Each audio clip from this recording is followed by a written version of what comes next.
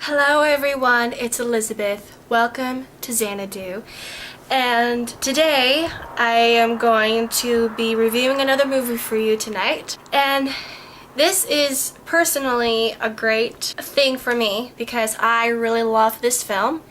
And I know that one of my best friends, Brittany, hi Brittany, will definitely love this video. This video was requested by her.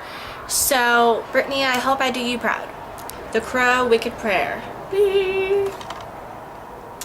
This is, I think, the fourth Crow movie in the franchise or the series, whatever, and it stars Edward Furlong as the Crow and David Boreanaz from Buffy the Vampire Slayer as the bad guy, Luke, and Tara Reid from loads of things, but she was also in American Pie. And not a lot of people like this film, but I'm going to give this film a very positive review, or at least I'll try to, you know. I don't want to be biased just because I love Edward Furlong and David Boreanaz. But you know, Edward Furlong, you know. But I'm going to stick to my opinion, my opinion about it as much as possible.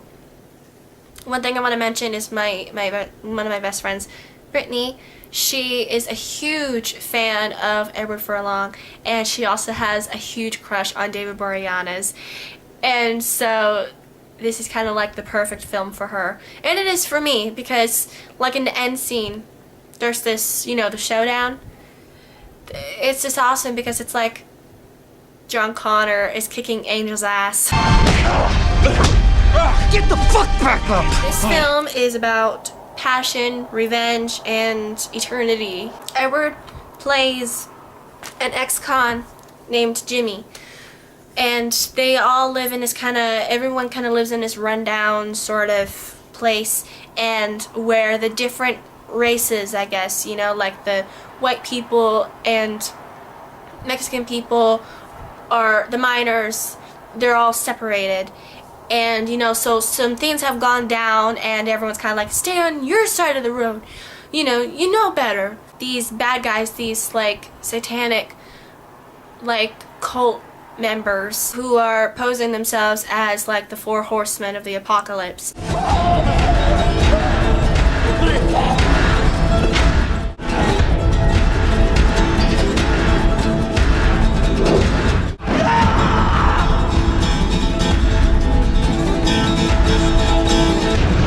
With David Boreanaz as Luke, their leader.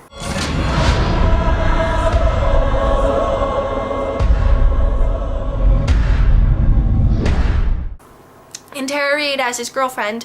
He wants to get like the devil to possess him and get the devil to be like in his shoes and rule the world basically within a wedding ceremony with Lola.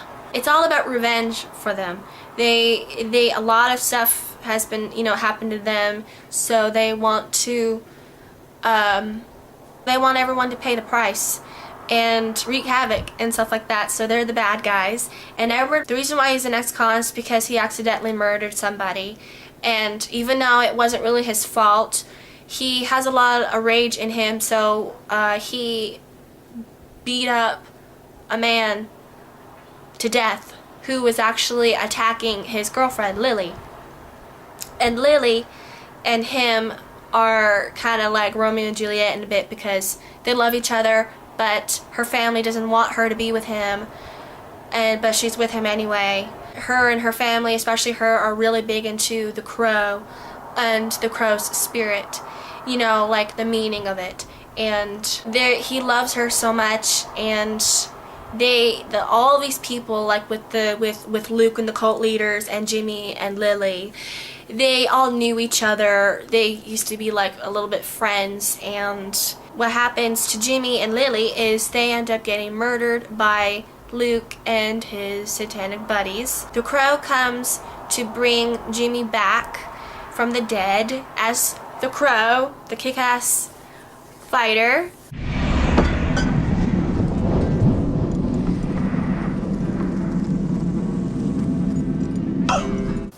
to stop them and make the wrong things right.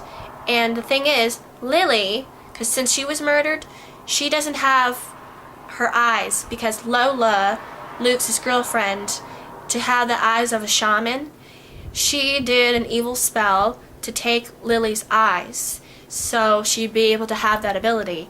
And Lily, without her eyes as a spirit, she'll be lost in the spirit world forever. So Jimmy has to, but the thing I like about Jimmy Edwards' character and the difference between like him and the rest of the Crow guys is Jimmy hated his life other than he loved Lily. So, you know, because he had it hard, and he has this sort of personal demons inside himself that he had a hard time dealing with. You know, this darker side.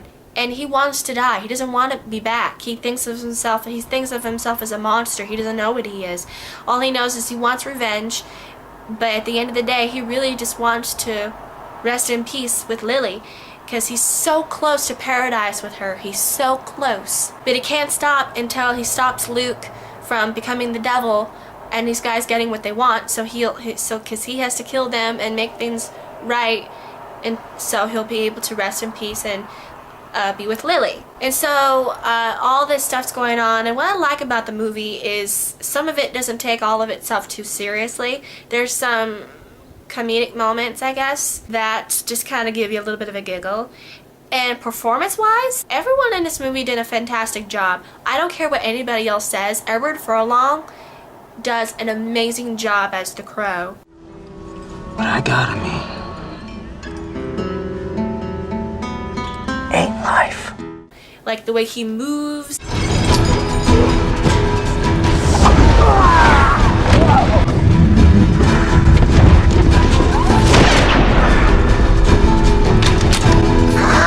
And just the Jimmy character in general, the character itself, other than him being the hero of the film, the character himself is awesome. And Dave Bautista, he does an amazing job as Luke. Don't fret, Fräulein. The apocalypse is going to be one hell of a honeymoon. At the showdown of this film, it's so intense because because Luke succeeds in like becoming the devil. Him and Jimmy are in this showdown fight, and the things that he says to him and the way that they're fighting and everything, it was just so epic and crazy. And all of the fight scenes where Jimmy kicks, so you know, the bad guys' butt and stuff like that were just so thrilling for me to see. And I love the mood of the film. I thought the writing was very well done. I thought the story itself paid good tribute to what the original was about, which was love. You know, I got, you know, romantic love, you know, because one of the Crows was about a father and a son. I never saw that one all the way through, so I can't judge that one. But this one it's very good. It's got great special effects. Everyone does a great job acting, and all of the scenes and stories, meaning and were just original, fun, and heartwarming and exciting. The only thing that doesn't make any sense in this film is how Jimmy always says that Lily has blue eyes, perfect blue eyes. She doesn't have blue eyes. Me and Chelsea were, you know, hi Chelsea. Me and Chelsea were talking about that. Talking like, you know, in a set of perfect blue eyes. She doesn't have blue eyes. Jimmy, what are you talking about? But other than that, the movie is great. If you're a fan of the first Crow, you will like this story. You will like how it was directed. It's definitely different than the rest. And some people didn't like this film. Some people even made fun of it or wanted their money back after they saw it.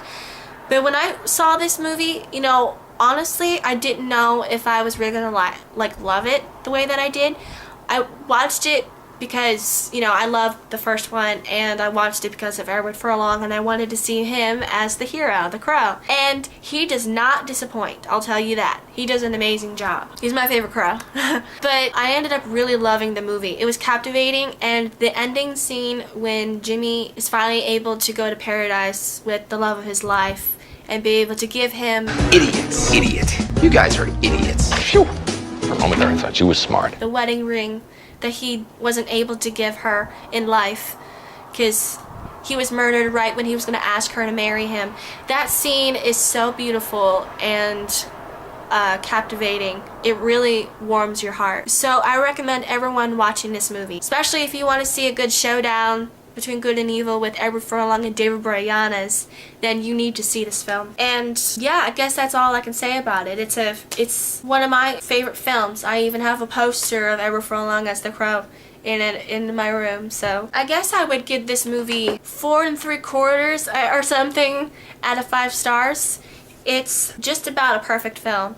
And it's definitely different than the first one, but it pays more of a tribute to the first one than the others do, in my opinion. And one thing I thought was cool, because in each Crow movie, the sort of mythology and stuff like that of what the Crow guy can do, because in the first one, you know, he could heal people, he has visions, he can touch things and see things, and give visions, he can touch someone and make them feel and see what he saw and felt. In this one, Jimmy can do all of that, and you know, it was really cool seeing him being able to heal a guy and give the character of Lily's brother, because he believes that he killed his sister. So he's like, I know you killed her, I know. And he's all, I loved your sister, I didn't kill her, you know.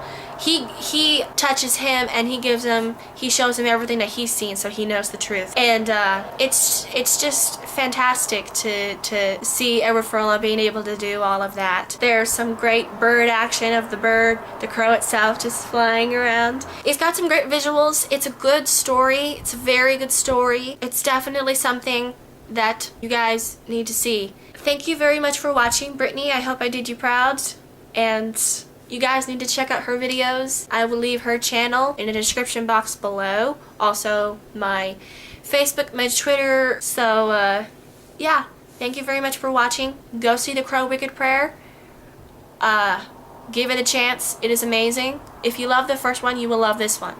Or if you're a fan of David Boreanaz or possibly Edward Furlong, if you are awesome. But if you're a fan of either of them, or Tara Reid, or anyone else in this film, just watch the film. Namaste. Remember, you are enough. You are so enough. It's unbelievable how enough you are. Bye. The man in black asked, is it good for you? Get off me, you damn hallucination!